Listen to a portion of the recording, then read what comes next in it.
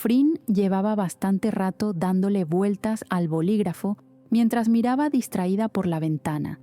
Varios papeles emborronados ocupaban el escritorio de su dormitorio, cayendo sobre la antigua estación de radio que permanecía en el mismo lugar de la última vez.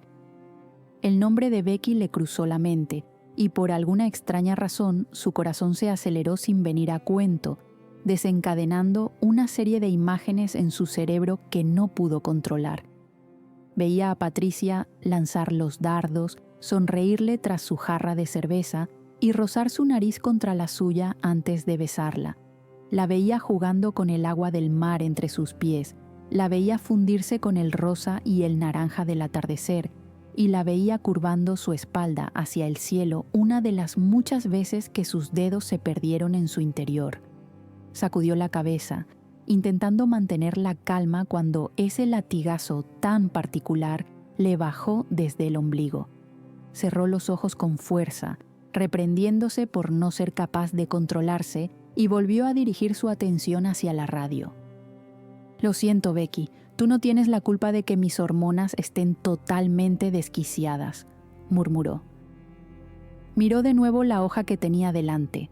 Tenía que escribir aquello tarde o temprano, así que cuanto antes empezara, mejor. Pero, ¿por dónde empezar?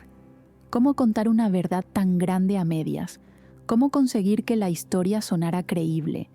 Había tenido meses para elaborar mentalmente las palabras que irían en aquel papel, pero, como todos los seres humanos, Frin pensó que tendría más tiempo, aunque ella supiera que no lo tenía. Cogió aire, echándole un vistazo al mar, brillante y calmado, colándose por su ventana. Una punzada de tristeza le atravesó el pecho. No sabía si estaba preparada para abandonar todo aquello, para no volver a ver el atardecer desde la playa, para dejar de oír las gaviotas, para dejar de sentir la brisa del mar en la piel cada mañana. No estaba preparada para enfrentarse a lo que sentía en aquellos momentos, y desde luego no estaba preparada para pensar en aquella chica con la nuca tatuada. Sentir algo por alguien estaba totalmente fuera de sus planes. De todas formas, no podía iniciar una relación normal con ninguna persona, porque sus circunstancias personales no se lo permitían. Las fiestas del centenario habían sido un paréntesis maravilloso en su realidad, y ahora tocaba regresar a la tierra. Pero eso no hacía que el sentimiento en el pecho de Frin fuera menos intenso ni menos doloroso. Cerró los ojos e inspiró. Casi podía percibir el olor de aquella chica, como si el mar le trajera ese recuerdo desde donde quisiera que estuviera ella ahora. «Está bien», murmuró de nuevo. «Vamos allá». Heng estaba lanzando piedras al agua desde la orilla, esperando pacientemente a que Frin se dignara a aparecer por la playa. Cuando escuchó el sonido de las pisadas amortiguadas por la arena, se giró para ver cómo la chica bajaba por la pequeña ladera con un sobre en la mano. «Veo que por fin has escrito la carta», observó Heng. «Sí, ya está», suspiró. «Supongo que esto es el final, ¿no? Quién sabe, igual es otro comienzo. No seas místico, anda, y llévate esto antes de que me arrepienta y la lance al agua», dijo Frin, tendiéndole el sobre. El chico lo recogió. «¿Cómo estás, eh?» «Bueno, no te voy a mentir, he tenido épocas mejores», rió amargamente. «Pero ya sabes, se me pasará. ¿Hay algo que pueda hacer? A no ser que puedas volver atrás en el tiempo y hacer un abracadabra de esos para resucitarlo, no creo», dijo, mirando a la colina de la isla. «La nigromancia no está entre mis habilidades, tristemente», dijo Heng, «pero puedo traerte más cerveza cuando regrese». «Me parece un buen trato», dijo, echándose el pelo hacia atrás con la mano. «¿Vas a hacer algo con tu pelo?», preguntó el chico, caminando hacia su barca. «Creo que lo dejaré así, tampoco es como si me fuera a ver nadie». «Estarás guapísima de todas formas, Frin». «Sí, seguro», resopló. «Venga, vete, y acuérdate de traer mis cervezas». «Por supuesto». Heng subió a su barca y salió al mar, camino al pueblo, mientras Frin lo seguía con la mirada, alejada de la orilla. Todas las palabras que acababa de escribir resonaban aún en su cabeza, como si una canción se repitiera en un bucle infinito. Querido pueblo de Punta del Mar, me gustaría primero presentarme porque, aunque todos sabéis de mi existencia, nunca he tenido la oportunidad de dirigirme a vosotros directamente. Mi nombre es Sarocha Chankimja y actualmente soy la dueña y única habitante del faro de Aybar. Quisiera destacar mi gratitud hacia todos vosotros y vosotras por haber sido tan respetuosos con el faro, honrando la intimidad que mi familia siempre ha deseado. Gracias de corazón por habernos ayudado a vivir nuestra vida de la forma que hemos elegido y por siempre disuadir a los viajeros de intentar acercarse hasta esta costa. Aunque para eso haya tenido que nacer una leyenda un tanto fantástica sobre un dios que ahoga a los marineros. Me siento profundamente honrada y agradecida por pertenecer a esta comunidad y por formar parte de la historia de este pueblo de alguna manera. Me gustaría poder recompensaros a todos y a todas de alguna forma por vuestra lealtad a mi familia durante todos estos años. Debo comunicaros, por tanto, que estoy enferma. Sé que no es la mejor forma de establecer un primer contacto directo con vosotros, pero es así. Me muero, y esa es una realidad que no puedo ni quiero retrasar. Imagino que sabéis que no tengo descendencia y que, por tanto, soy la última Chankimja en habitar este faro. Y ese es el motivo de esta carta.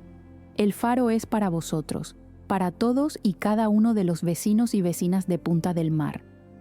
Tristemente, mi enfermedad no me deja demasiado tiempo. Me han dado unos meses, tal vez un poco más o tal vez un poco menos. Ya sabéis cómo funciona esto. A veces las mareas pueden cambiarlo todo. Así que, sin extenderme más de lo debido, quería dejar por escrito que, tras mi muerte, el faro de Aybar pasará a ser propiedad del Ayuntamiento de Punta del Mar, para el uso y disfrute de sus vecinos y para que los visitantes puedan venir hasta aquí sin miedo a que Aybar los ahogue. Solo tengo una petición, y es que, por favor, se respete el panteón familiar de la colina. Allí yacen personas muy importantes para mí. Una vez más, gracias por estos años de respeto y cariño desde el otro lado de la costa. Ha sido maravilloso veros desde lejos. Siempre, Sarocha. A Coy casi se le cae la carta de las manos cuando terminó de leerla. Alguien la había dejado en su mesa a primera hora de la mañana y la curiosidad le había impedido tan siquiera ir a por su café. La releyó varias veces con un nudo en el pecho. No conocía de nada a aquella chica y no podía creer que su futuro inmediato le afectara a ella misma de aquella manera. Volvió a leer la carta una vez más y entonces cayó en algo. El faro iba a ser de dominio público. Se lo tenía que contar a Nam. Becky apoyó las manos en la barandilla de madera que bordeaba el puerto. Estaba cansada.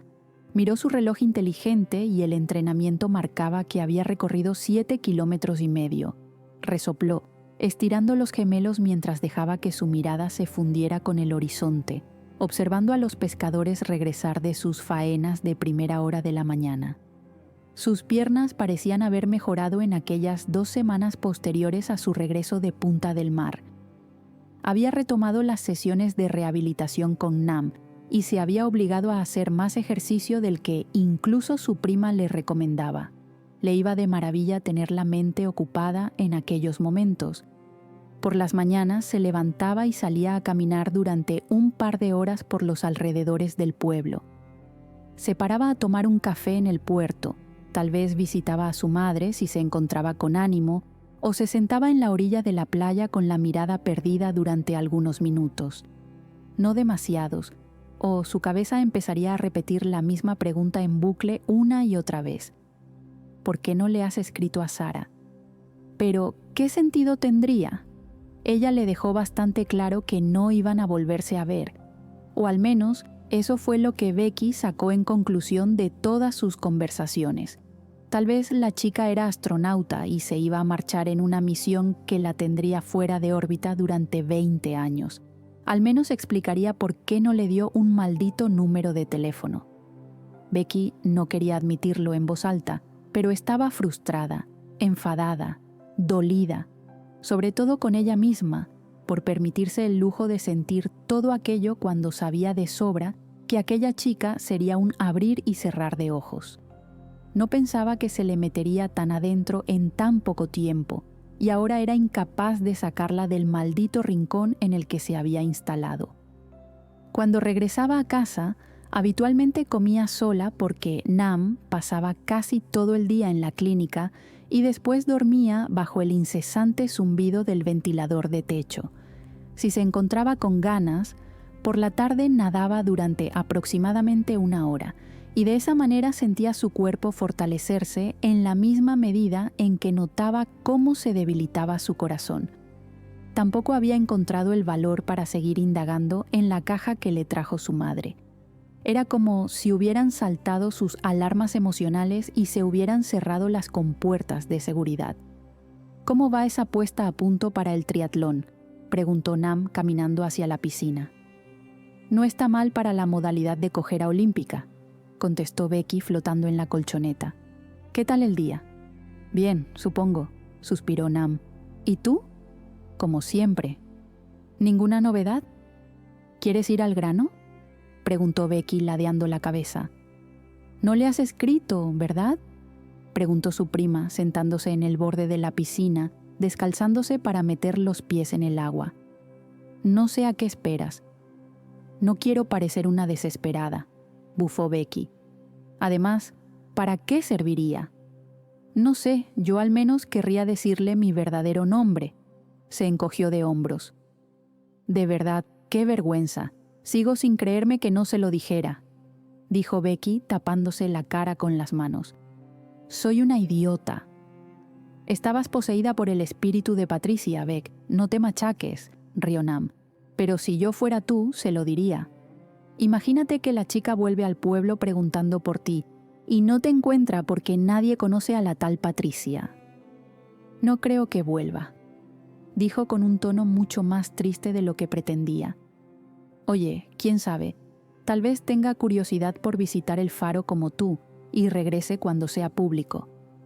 Ah, otra vez, no quiero ni que lo menciones. ¿Por qué narices me encuentro tan mal cada vez que hablamos de eso?, gruñó Becky. A ver, hablar de alguien que va a morir no es un tema agradable, conozcas o no a la persona en cuestión, pero pensaba que te haría ilusión saber que podrás ir a visitar el faro una vez sea propiedad del ayuntamiento. La cosa es que siento que no es correcto hacerlo de esa manera. Me dan ganas de vomitar solo de pensarlo. No pensaba que fueras tan aprensiva con la muerte, dijo Nam, haciendo círculos en el agua con los pies. Y no lo soy, créeme, suspiró. Ese faro me provoca cosas que no sé explicar, supongo. Como supongo que tampoco me gusta que esa chica, Sarocha, vaya a morir, y encima sola, porque está sola allí, Nam. Imagino que estará vigilada por alguien. ¿Te acuerdas de la chica del bar? ¿La que nos contó la leyenda? Ella dijo que había un chico que le llevaba cosas, dijo Nam. No te preocupes demasiado, Beck. No puedo evitarlo, no sé por qué. Pues porque tienes un corazón enorme. Por eso. Becky estaba un poco harta de su corazón enorme, porque ¿de qué le servía tenerlo tan grande si solamente se le llenaba de preocupaciones? Su trabajo, su accidente, su madre, su rehabilitación, su enamoramiento absurdo y extremadamente fugaz, la carta que la chica del faro había enviado a la oficina de turismo, todo hecho una bola que le aprisionaba el pecho. Le gustaría respirar profundamente sin sentir ese peso enorme, volver a las noches de las fiestas de Punta del Mar, donde nada parecía importar demasiado, donde lo único que ocupaba su atención era el sonido del mar, el olor de los puestos de dulces de la feria y los ojos de Sara. Nam regresó al interior de la casa para cambiarse de ropa, dejando a su prima flotando en la colchoneta, con los ojos cerrados y las extremidades sumergidas en el agua. La luz del atardecer se reflejaba en aquel rectángulo azul, creando formas geométricas, y Becky podía percibir los destellos tras sus párpados como la luz intermitente de un faro. De pronto, como un flash, recordó aquel destello en la ventana de la casa de la playa la segunda noche que pasó en Punta del Mar. ¿Sería posible haber visto la luz de aquel faro? No. ¿No? Hola, Sara. No sé cómo empezar esto, la verdad. Han pasado 2 semanas y no ha habido un solo día que no haya deseado escribirte. Pero, por un lado, no quería parecer ansiosa, que lo estoy, y por otro, no le encontraba el sentido a comunicarme contigo. No sé por qué tengo la sensación de que ha sido como un sueño, fugaz, intenso y profundamente conmovedor. Los días en Punta del Mar se me antojan lejanos, y a la vez aún puedo oler las patatas fritas que nos comimos la noche de los dardos. Todo está envuelto en una bruma extraña, como la que se posa sobre el mar cuando amanece, volviendo las luces difusas. Si tuvieras astigmatismo, sabrías de lo que te hablo, pero no me dio la sensación de que necesitaras gafas, aunque bueno, tal vez sí. Son muchísimas las cosas que no sé de ti, como qué día es tu cumpleaños, si prefieres el limón o el chocolate, o si prefieres el frío o el calor. Cosas tontas, supongo. Cosas que hubiera deseado preguntarte de haber tenido más tiempo. Y es que parece que el tiempo ha sido bastante limitado en nuestro caso.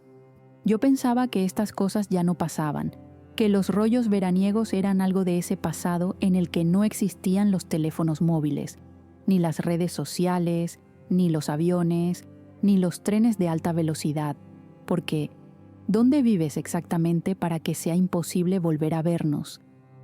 Bueno, estoy empezando a sonar como una lesbiana que quiere mudarse contigo en la segunda cita, lo siento. Precisamente para evitar esto es por lo que he tardado 2 semanas en sentarme a escribirte, pero veo que no ha servido de nada. Porque no te voy a engañar, no he podido dejar de pensar en ti. Hacía mucho tiempo que mi cerebro no se obsesionaba tanto con algo, y dado que no nos vamos a volver a ver, y tal vez, después de leer esto, ni siquiera reciba respuesta porque quieras interponer una orden de alejamiento, prefiero sacarlo todo fuera, a ver si con algo de suerte empiezo a mejorar. Pienso en ti a todas horas, y eso que intento mantenerme ocupada, lo que ha hecho que mejore muchísimo de mis lesiones. Ahora no me hace falta llevar muleta y creo que podré empezar a trotar en unos días. Me gusta correr por la playa al amanecer. Ah, y por si te lo preguntabas, que estoy bastante segura de que sí, la cicatriz que tengo en la espalda es porque tuvieron que recolocarme varias vértebras con una serie de placas y clavos que estoy segura de que me harán pitar en el aeropuerto. Hay tantas cosas que hubiera deseado contarte. No sé si a ti te pasa lo mismo, ojalá que sí, pero hay una en especial que necesito decirte y que me arde en la garganta. Primero, quiero pedirte perdón y decirte que en ningún momento fue mi intención mentirte. No tenía motivos, pero en mi defensa diré que en el accidente de la cicatriz de la espalda también me golpeé la cabeza. En fin, a lo que iba. No me llamo Patricia. Mi verdadero nombre es Rebeca. Lo siento muchísimo, de verdad, y sé que todo lo que hay en esta carta va a hacer que pienses que estoy completamente loca, pero no podía quedarme con todo esto para mí. Si decides responderme, genial, y si no, quiero decirte que has sido lo mejor que me ha pasado en muchísimo tiempo, y que me has devuelto algo que creí haber perdido para siempre. Si me contestas, te cuento lo que es en mi siguiente carta. Un beso enorme. Rebeca. Rebeca. Se llama Rebeca. Frin no sabía si sentirse decepcionada o aliviada. Al menos no era la única que había mentido. Aunque bueno, ella realmente no mintió. Rebeca dio por hecho que Sar terminaría en A y no en Ocha. Tiene sentido. Sarocha no es un nombre demasiado común. De hecho, todo el mundo la llamaba Frin. Todos menos su padre, tal vez. Que él se colara en sus pensamientos justo en aquel momento no le sorprendía, pero sí le molestaba. No necesitaba que su perfecto y maravilloso recuerdo de Rebeca se viera enturbiado por aquella tristeza inherente que acompañaba el pensar en su padre. Recordaba con todo detalle la última conversación que tuvo con él y cómo su corazón se quedó destruido después de aquello.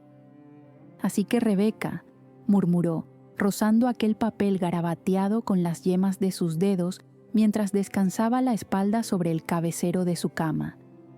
«Te queda mucho mejor ese nombre». Quería contestarle, quería agarrar aquel bolígrafo y escribir hojas y hojas contándole toda la verdad, diciéndole que tampoco podía dejar de pensar en ella, que aún cerraba los ojos y podía prácticamente sentir sus labios en su cuello. Deseaba con todas sus fuerzas contarle que no había sido algo pasajero, ni un rollo de verano, ni algo esporádico de una noche. Le gustaría decirle que cada segundo, cada minuto que pasó con ella fue más importante que muchos de los años de su vida, y que si ella era la última persona a la que iba a besar, morirse tal vez sí que dolería un poco menos. Pero no podía decirle todo eso. Ni siquiera sabía si podía contestarle porque ¿qué sentido tendría añadir más mentiras a su lista? Lo siento, pero no podemos volver a vernos porque vivo aislada en un faro y, además, tengo fecha de caducidad, pensó mientras jugaba con el collar del ancla que colgaba de uno de los postes de la madera del cabecero. No, definitivamente ese no era el recuerdo que quería dejarle. Prefería mantenerse en el tiempo como la misteriosa chica del bar que consiguió hacerla gritar varias veces una noche cualquiera de julio. Mucho mejor así. Estaba atardeciendo. La luz parecía estar bañándose en el mar, fundida con las olas lentas y apacibles que rompían silenciosas en la arena. Se detuvo varios segundos para admirar las vistas mientras caminaba por el sendero de hierba que llevaba hasta la colina. Aquel era un camino que hacía con bastante regularidad, sobre todo durante aquellas últimas 2 semanas después de que dejara a Rebeca dormida entre aquel lío de sábanas le destrozara el ánimo. Las 2 tumbas descansaban una a varios metros de la otra, impasibles, absorbiendo los últimos rayos naranjas del sol que se despedía lentamente. Frin se sentó despacio delante de una de ellas, con la barbilla apoyada en las rodillas mientras abrazaba sus piernas. Una lágrima silenciosa rodó por su mejilla y la hizo parpadear varias veces para aclararse la vista. «Hola, mamá», suspiró. «Otra vez aquí, pensarás. Puede que te haya visitado más veces estas 2 últimas semanas que en muchos años». Su mirada se perdió durante unos segundos en algún punto indefinido del mar. «Hoy he recibido una carta, ¿sabes? La chica de la que te hablé hace unos días. Se llama Rebeca, no Patricia. No sabría explicarte por qué me dijo un nombre distinto, pero bueno, me alegro de al menos saber el verdadero. Me ha preguntado el por qué no podemos volver a vernos». Rió con un deje de amargura. Ojalá tuviera una buena respuesta para esa pregunta. También me ha preguntado otras cosas, como si prefiero el frío al calor o el limón al chocolate. ¿Crees que debería responderle a esas? Cerró los ojos, intentando captar algún mensaje en el sonido del mar que se pareciera a un consejo. Hubiera dado cualquier cosa por tener a su madre con ella y pensar en cómo aún no se había acostumbrado a su ausencia después de tantos años le hizo admitir que tal vez morir en unos meses, en lugar de pasar años echando de menos a Rebeca, sería liberador. «Creo que le escribiré», dijo finalmente. «Al menos se merece saber cómo me llamo. Es lo justo». Se levantó con un suspiro, metió las manos en sus bolsillos traseros y se despidió de su madre mientras caminaba lentamente hasta la tumba contigua. «Volveré a veros pronto, lo prometo». Se agachó frente a aquella cruz hecha con un par de tablas de madera, centrando su atención en el pequeño retal de tela que estaba clavado concienzudamente en la intersección de ambas. Estaba desgastado y raído, maltratado por el paso del tiempo, la lluvia y el sol, y aún así, todavía se podía distinguir perfectamente lo que había bordado sobre ella. Capitán R. Armstrong. ¿No piensas coger el teléfono?, preguntó Nam cuando Rebeca volvió a ignorar la vibración de su móvil sobre la mesa por cuarta vez. No estoy de humor para hablar con nadie. Es Irin, por cierto. Mejor me lo pones, resopló. No tengo ganas de hablar de trabajo. Tal vez solo está interesada en saber cómo estás, respondió su prima mientras metía los platos sucios en el lavavajillas. Lo dudo. Hace 2 meses que terminaron de rodar la película. Estoy segura de que me llama para hablarme de un nuevo proyecto. ¿Y no te apetece?, preguntó. Si te soy sincera, no demasiado, suspiró. No sé qué me pasa, Nam. Siento como una presión en el pecho, un desasosiego que no me deja estar tranquila. No puedo explicar por qué. No sé cómo hacer que desaparezca. Es como si todo se me estuviera haciendo cuesta arriba, explicó Becky con pesar. Creo que en cierta manera es normal que te sientas así, Beck, confirmó Nam. Han sido muchas emociones estos últimos meses, y nuestra pequeña escapada ha sido como un viaje astral para ti. Además, la reducción de la medicación puede tener este tipo de efectos a nivel cerebral. La echo muchísimo de menos, la interrumpió. No sé cómo dejar de pensar en ella. Es como esa canción que se te mete en la cabeza y que no puedes parar de tararear. Me estoy volviendo loca. ¿No tendrá nada que ver con que haya pasado casi una semana desde que le escribiste y aún no tengas respuesta?, dijo con cautela mientras encendía la cafetera. Tal vez la asusté con mi carta, suspiró. Puede que me pusiera algo intensa, no voy a mentirte. Estoy segura de que te acabará contestando. ¿Y cómo es que lo estás, preguntó Becky, dejando caer su cabeza entre sus brazos sobre la mesa. Porque yo la vi salir de la casa de la playa, Beck. Tendrías que haberla visto. Miró directamente a su prima a los ojos. Le costó un mundo marcharse. Becky cerró los ojos y una sensación de frío se le extendió por el pecho. No entendía qué podía ser tan importante, o cómo de lejos podría estar para desaparecer para siempre. Me gustaría poder creerte. Y mientras tanto, ¿por qué no le coges el teléfono a Irin? Tal vez una distracción te ayudaría. No sé si quiero volver a trabajar. No sé si quiero volver a la ciudad ni a mi casa. No sé nada ahora mismo, resopló Becky frustrada. Estoy fascinada con el nivel de tu crisis existencial. Esa chica debe ser una locura en la cama. ¡Nam!, la reprendió Becky. Nam la miró con los ojos muy abiertos y las cejas levantadas. Dime que me equivoco, dijo ladeando la cabeza. Ese no creo que sea el problema, gruñó Becky. Nadie ha dicho nada de un problema. Más bien me refería a que te ha creado una necesidad. Lo que necesito es tener las manos ocupadas, dijo, arrepintiéndose automáticamente de haber usado esa expresión. Nam, por Dios, no todo en esta vida tiene que ver con el sexo. No he dicho nada, se defendió con las manos en alto. No ha hecho falta, te lo he visto en la cara, rió Becky, aunque seguía muy frustrada. Inspiró profundamente. Está bien, ya está. Creo que bajaré un rato a tu antigua sala a mirar las cajas de mi abuelo. Tal vez encuentre una cosa nueva con la que obsesionarme. Está bien, suspiró Nam. Yo iré un rato a la clínica y traeré algo para cenar cuando regrese. ¿Te parece? Eso sería genial, sonrió. Gracias por todo lo que haces por mí. Anda ya, lo que más hago es sacarte de quicio. No me las des. Hizo un gesto con la mano, restándole importancia. Eso es verdad. Nam se marchó y Becky terminó de recoger la cocina mientras calentaba su café. No paraba de darle vueltas a la carta, algo arrepentida de haber sido tan sincera. Tal vez sí que había asustado a la chica. O bueno, visto lo visto, tal vez ni siquiera la había recibido. Sobre todo si se confirmaba la teoría de Becky de que Sara era astronauta. Bajó hasta la sala de rehabilitación, donde varias de las cajas de su abuelo aún seguían en el mismo lugar donde las revisaron Nam y ella la última vez. La caja con las cosas de su padre también estaba ahí. Becky la había bajado el mismo día que su madre se la había entregado. Era como si aquella sala se hubiera convertido en una cápsula del tiempo, donde los recuerdos se apilaban amontonados sobre decisiones y giros del destino. El sol de la tarde se colaba por las ventanas altas y rectangulares de aquel sótano donde se encontraba la sala, arrojando haces de luz brillantes que se mezclaban con las partículas de polvo suspendidas en el aire, mientras Becky removía las cajas para bajarlas todas al suelo.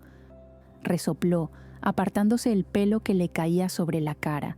Sentía una necesidad imperiosa de revisar el contenido de aquella habitación, y a la vez una angustia inexplicable se extendía por su pecho como una mancha de combustible sobre el mar. Quería pensar que aquel sentimiento estaba íntimamente relacionado con la carta sin respuesta, pero había algo más rasgando la superficie, algo que le perturbaba el ánimo y le alteraba la respiración.